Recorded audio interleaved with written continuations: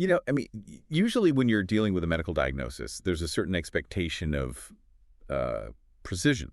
Like if you fall and break your arm, you go to the hospital, and the x-ray shows that stark, jagged white line across the bone. Right, exactly. The doctor just points to the screen and says, there's the problem. Yeah. It's visible. It's measurable. It's entirely objective. I mean, Yeah. the bone is fractured, and the treatment protocol for that specific fracture is universally agreed upon. Right. And as patients, we rely on that objectivity. We expect our healthcare systems to operate with that kind of, I don't know, mechanical clarity. Mm-hmm.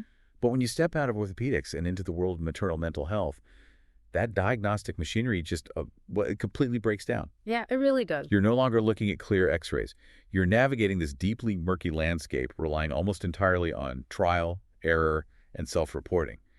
And when those diagnostics fail, I mean, the consequences aren't just a bone healing incorrectly. The consequences can be catastrophic. And that is the core of what we are examining today in this deep dive. Yeah. We are pulling from a stack of legal complaints, medical advocacy blogs, psychiatric standards, and academic law journals to look at a massive systemic breakdown that occurred in Duxbury, Massachusetts.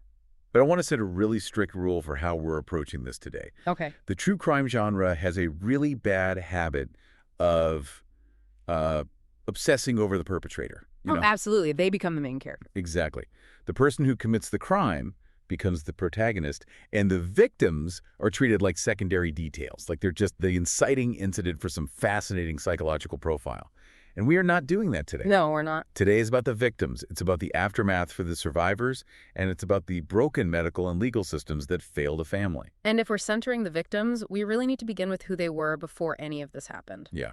Cora, Dawson, and Callan Clancy. 3 kids living on the South Shore of Massachusetts. Cora was 5 years old. Like, that age where you have strong opinions and a personality that just fills the whole house. Dawson was 3. And Callan was just 8 months old. His life was just barely beginning. They lived in a quiet coastal town in a home built by their father, Patrick Clancy, who, by all accounts, oriented his entire life around his family. He really did. Yeah. And to really understand this, we need to look at a snapshot of their final morning, which was January 24th, 2023. Yeah, it was a snowy Tuesday, and there was nothing outwardly alarming at all. Cora actually had a routine pediatric visit that morning, where medical staff noted everything appeared, completely normal. Right. The kids spent the day playing in the snow with their mother. They built a snowman. Photos were texted to family members. It was, from the outside, just a typical winter day for a family with young kids. Which is why the facts of that evening are just so deeply jarring. And I want to be clear to you listening, we are not going to wade into gratuitous graphic details here. No. The audience doesn't need sensory language to understand a tragedy. Factually, that evening, Patrick left the house for a very brief window. He was just picking up takeout from a local restaurant and a children's medication from CVS. Right. And when he returned, he found his 3 children in the basement. They had been strangled with exercise bands. It's unbearable. It is. Cora and Dawson passed away that night. Baby Callan was airlifted to Boston Children's Hospital, and he held on for 3 days before passing away. And the perpetrator was their mother. Yes. Who had attempted suicide that same evening by jumping from a second-story window. Something like this, it just leaves a crater in a community. And typically, in the immediate aftermath of something this incomprehensible, the public reaction, and often the family's reaction, is a demand for immediate vengeance. Right, which is an understandable human response. Of course. But Patrick Clancy did something that completely shocked the public. He released a statement on a GoFundMe page where he called Cora, Dawson, and Callan the essence of his life. And then he asked the public to forgive his wife, just as he had. Which is just a profound statement. I mean, how do you even find that kind of grace in that moment? Well, it wasn't just a blind, abstract act of grace, actually. Patrick's forgiveness was rooted in his immediate, real-time understanding that his family had been the victim of a catastrophic medical failure. Right. He recognized that the mother of his children had entirely lost her grip on reality. She was suffering from an untreated, severe psychiatric illness that had been spiraling out of control for months. Under the supervision of medical professionals. Exactly. It is staggering to think about a grieving father holding those two realities in his mind at the exact same time. Like the unbearable, world-ending loss of his children alongside the knowledge that the person who caused it was essentially swallowed whole by a medical crisis. It really forces you to look away from the crime scene itself. Yeah. It makes you realize that the danger wasn't lurking in an alleyway somewhere. It was quietly compounding in the waiting rooms of the doctors tasked with keeping this family safe. Which pivots us directly to the civil malpractice lawsuit filed by Patrick Clancy against those treating medical providers. All right, let's unpack that. The legal complaint names Dr. Jennifer Tufts, nurse practitioner Rebecca Gelada, and Astor Mental Health. And the factual claims outlined in this suit, they map a terrifying timeline of prescribing practices. I was reading through the complaint, and the sheer volume of what was happening medically is, it's difficult to even comprehend. Over the course of roughly 4 months, from September 2022 to January 2023, the perpetrator was prescribed 13 different psychiatric medications for anxiety and insomnia. 13 in 4 months. We are talking about a rapidly rotating cocktail that included Zoloft, Prozac, Seroquel, Valium, Klonopin, Ambien, and others. I mean, it's a massive amount of drugs. And to understand why that is so dangerous, we have to look at how these medications actually function in the brain. Break that down for us. Well, you have SSRIs like Zoloft and Prozac, which are designed to increase serotonin levels. Then you have an antipsychotic like Seroquel, which alters dopamine and serotonin receptors.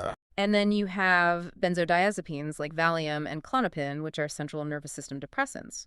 When you introduce 13 different chemical variables into a human brain over just a few months, you aren't just treating a symptom anymore. You're creating a chaotic chemical cascade.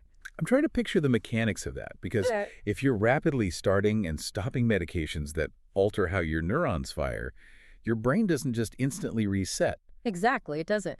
These drugs have different half-lives, meaning they stay in your system for varying lengths of time. Right. If you stop one medication and start another 2 days later, that first drug is still actively altering your brain chemistry while the new drug begins to interact with it.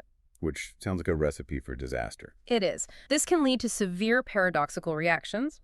So instead of calming anxiety, it can induce extreme agitation, panic, and completely detach a person from reality. Wow. That is why in psychiatry, there is a foundational, non-negotiable principle. It's called start low and go slow. Meaning, you introduce one medication at a very minimal dose, wait to see the effect, and only then make adjustments. Yes. But the lawsuit alleges these providers completely ignored that standard of care. The complaint claims they rapidly increased dosages and stacked conflicting medications, even though the patient was reporting severe adverse reactions. What's the kind of reaction? We're talking about extreme insomnia, where she was sleeping maybe 3 hours a night, emotional numbness, and intrusive thoughts. And a massive piece of this systemic failure, according to the lawsuit, is that the providers never performed blood plasma work. Wait, I'm stuck on that. Why is blood work the deciding factor when prescribing a psychiatric pill? I thought psychiatrists just, adjusted based on how you say you're feeling. That's a very common misconception, but blood work is critical because of liver enzymes, specifically the cytochrome P450 enzymes. Okay. These enzymes determine how fast your body metabolizes a drug. If you're a fast metabolizer, the drug clears your system too quickly to be effective. But if you're a slow metabolizer, a standard dose builds up in your bloodstream and quickly becomes highly toxic. Oh my God. You cannot know how a patient is metabolizing 13 different heavy psychiatric drugs without checking their blood. So they were essentially prescribing blind. Basically, yes. And the lawsuit alleges that instead of bringing her into a clinic, checking her vitals, and doing that blood work, they conducted a series of virtual appointments. Right. Telehealth. And some of these Zoom calls reportedly lasted only 17 minutes. Which eliminates the ability to read crucial nonverbal cues. On a 17-minute video call, a provider cannot adequately assess a patient's motor function, their subtle eye movements, or the physical tremors that often indicate severe medication toxicity. It is deeply unnerving to think that the safety net for a family in crisis was a 17-minute video chat. It really is. But as much as this lawsuit focuses on the failures of specific individuals, your research pulled up a much broader, deeply ingrained structural gap in the medical field itself. Yeah, I looked into the medical advocacy work from the Postpartum Support International, or PSI, blog, and they point to a massive systemic blind spot regarding postpartum psychosis, or PPP. And this is different from postpartum depression, right? Very different. This is a severe emergent condition where a mother loses touch with reality, experiencing delusions or hallucinations. It occurs in roughly 1 to 2 out of every 1,000 births. To put that in perspective for you listening, that is roughly the exact same statistical rate as Down syndrome or cerebral palsy. Exactly. It is not an anomaly. It is a known statistical reality of childbirth. It has been documented since the days of Hippocrates. But here is the critical failure. Postpartum psychosis is not recognized as a standalone diagnosis in the DSM. The Diagnostic and Statistical Manual of Mental Disorders, the literal rulebook of psychiatry. I mean, why on earth would a condition that affects thousands of women every year be left out of the manual? Historically, the psychiatric establishment has just lumped it in as a mere subspecifier of bipolar disorder or major depression. But that doesn't fit, does it? No, advocates argue this fundamentally misunderstands the illness. PPP is unique because of its incredibly rapid onset, which is triggered by the massive, immediate hormonal crash that occurs in the days and weeks right after childbirth. Right. By refusing to give it a standalone diagnosis, the DSM creates a devastating ripple effect. Because if it's not in the book, it doesn't officially exist for insurance billing, and it doesn't get prioritized in medical school curriculums. Precisely. It leads to general provider ignorance. If a provider isn't trained to look for the sudden onset of postpartum psychosis as a unique medical emergency, they misdiagnose it. Yeah. They see the insomnia and the panic, and they treat it as general anxiety. They throw a massive combination of pills at the symptoms, completely missing the underlying psychotic break. So if we look at this like an analogy, it's like a chemist throwing 13 different highly reactive elements into a beaker to fix a simple imbalance without ever checking the temperature or monitoring the reaction until the beaker simply shatters. That's a tragically accurate way to describe it. And when the medical system shatters a family, the pieces are left to be swept up by the legal system. Which brings us to how the legal framework handles a tragedy rooted in severe mental illness. Right. The defense in this case is relying on the legal concept of lack of criminal responsibility. This is what Massachusetts calls the insanity defense. I read through the district court model criminal jury instructions from Massachusetts on this, and I was genuinely surprised by how the burden of proof is structured. It is completely counterintuitive. Most people assume that if you claim an insanity defense, your lawyers have to prove you are insane. Right, that's what I thought. But in Massachusetts, the law states that once the defense raises the issue, the burden rests entirely on the state. The prosecution must prove, beyond a reasonable doubt, that the perpetrator was sane. Okay, wait, let's look at the mechanics of that. The state has to prove she didn't suffer from a mental disease. That is one route. They must prove beyond a reasonable doubt that she did not have a mental disease or defect. But given the extensive medical history here, that is unlikely. Very unlikely. So they rely on the second route. The state must prove that even if she did suffer from a mental illness, she still retained the substantial capacity to either appreciate the wrongfulness of her conduct or to conform her conduct to the law. I have to challenge how a prosecutor or a jury is supposed to actually measure that. I mean, how does a legal system retroactively measure the precise mental capacity of a person on a random Tuesday, months or years after the fact? It's incredibly difficult. Especially when we just established that her brain was swimming in 13 mismanaged prescription medications. How do you separate the underlying illness from the medication toxicity to determine substantial capacity? Well, that's exactly why forensic psychiatry exists. Oh. Prosecutors rely heavily on digital footprints and behavioral timelines to try and establish logic and premeditation. Like what in this case? For example, the prosecution pointed out that she used Apple Maps on her phone to calculate how long it would take her husband to pick up the takeout food. They argue that calculating distance and time proves she was tethered to reality and understood what she was doing. But couldn't the defense just argue that someone in the middle of a psychotic break can still perform rote tasks? I mean, using a GPS doesn't mean your fundamental perception of reality isn't completely fractured by a disease. That is exactly the defense's counter-argument. They argue those actions were carried out by a brain completely hijacked by severe illness and over-medication. Right. And, the reality of this legal process is incredibly grim. Following her suicide attempt that night, the perpetrator was permanently paralyzed from the waist down. Oh, wow. Yeah, she has been hospitalized at Tewksbury Hospital for over a year, appearing at her arraignments via Zoom from a hospital bed. The legal system is attempting to force a rigid, binary question, sane or insane, onto a deeply complex, medically induced psychological collapse. But as much as we talk about the rigid framework of the law, the academic research you pulled shows that these cases aren't actually decided by legal statutes or medical science alone, are they? No, they really aren't. The success or failure of a mental health defense heavily relies on public sympathy, and that sympathy is definitely not distributed equally. This is where we look at an excerpt from the Harvard Journal of Law and Gender. The journal provides really impartial, critical analysis of how the public and the justice system react to postpartum psychosis cases. And they use a specific term for it. Yes.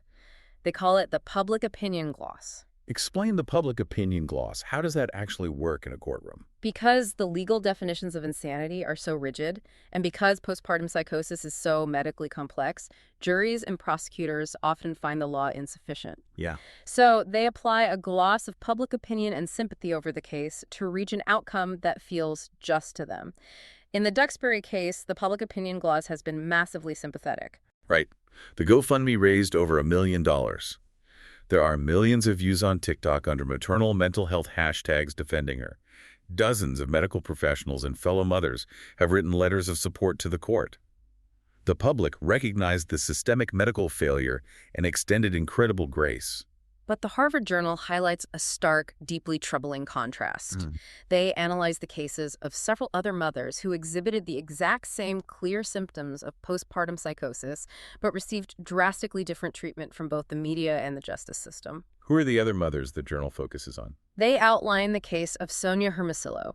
She was a mother without health insurance who couldn't afford her prescribed psychiatric medications. Oh, man. When her untreated illness resulted in tragedy, she wasn't met with $1 million support fund. She was convicted and sentenced to life in prison. And the journal also mentions Aaliyah Newell, right? Yes. Aaliyah Newell suffered a severe postpartum break. She was held without bail. A GoFundMe was set up not for legal defense, but simply to help her family bury the children. And how much did that raise? It raised exactly $20. $20. Jesus. The journal also highlights Erin Murdy and Damone Fleming, women who faced murder charges and intense public vitriol. In their cases, there is almost zero media conversation about their severe mental health struggles or the systemic failures in their healthcare access. Let's talk about the underlying mechanics of that disparity. Because why does one tragedy spark a national movement for maternal mental health awareness, while another, with the exact same pathology, just results in a life sentence and public hatred? The academic concept presented in the journal applies what sociologists call missing white woman syndrome directly to the justice system. Okay. Their research concludes that affluent white mothers are frequently viewed by society, the media, and juries as relatable victims of a tragic medical illness. They are seen as fundamentally worth saving, so the assumption of medical context is automatically extended to them. While women of color and low-income women who suffer from the exact same severe psychiatric illnesses are stripped of that medical context? Exactly. They are framed simply as violent criminals. The illness is ignored, and the system focuses purely on punishment. I want to be really clear about the takeaway here. The immense public support and empathy for maternal mental health in the Clancy case is a genuinely positive thing. Absolutely. It represents societal progress. It shows that we are finally starting to understand that a mental health crisis is a medical emergency, not a moral failing. But the deep injustice is that this empathy operates like an exclusive VIP club. Yeah, that's exactly what it is. A fair justice system and a functional healthcare system cannot require $1 million GoFundMe or the right demographic profile just to recognize a medical emergency. The pathology of postpartum psychosis does not discriminate by race or class. It is a biological response. But the empathy of the public and the application of the law frequently do. Which brings us back to why we opened the files on this case to begin with. We have walked through a devastating failure of medical prescribing practices, where a patient was flooded with 13 conflicting medications and monitored over 17-minute screens. We've looked at the stubborn refusal of the DSM to recognize a condition that affects thousands of mothers. Yeah. And we've explored a legal system that attempts to retroactively measure sanity while applying empathy through a lens of extreme societal bias. It is a compounding series of systemic failures that ultimately resulted in the loss of 3 children. Cora, Dawson, and Callan Clancy. Yeah. Their legacy cannot just be the horrific details of their passing. And their legacy certainly shouldn't be reduced to the ongoing legal fate of the mother who was failed by her doctors. No, it shouldn't. Their legacy has to be the urgent spotlight this tragedy leaves behind. It is a demand for maternal health care that actually monitors patients instead of just over-medicating them. It is a demand for the inclusion of postpartum psychosis in medical textbooks so doctors know what they're looking at. Right. And it's a demand for a justice system that looks at the root causes of systemic failure equally for everyone, regardless of their background. If we truly want to honor victims, we have to look far beyond the immediate crime scene and critically examine the structures surrounding it. Exactly. So I want to leave you listening with a final thought to consider. We spend so much of our societal energy and resources arguing over how to punish people after the safety net fails. But what would it look like if we spent that same energy building communities and healthcare systems that catch struggling families before they reach the breaking point? Yeah. We have to weave a net that can actually hold the weight of a family in crisis. We have to fix the diagnostic machinery before another family pays the price.